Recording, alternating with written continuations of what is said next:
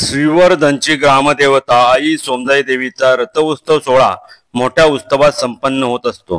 रात्री 12 वाजता मंदिरातून निघणारा रथ श्रीवर्धन मधील हरिजनवाडा, सोमजाई नगर, वाणीआळी, मेटकर्णी मंदिरापर्यंत जातो।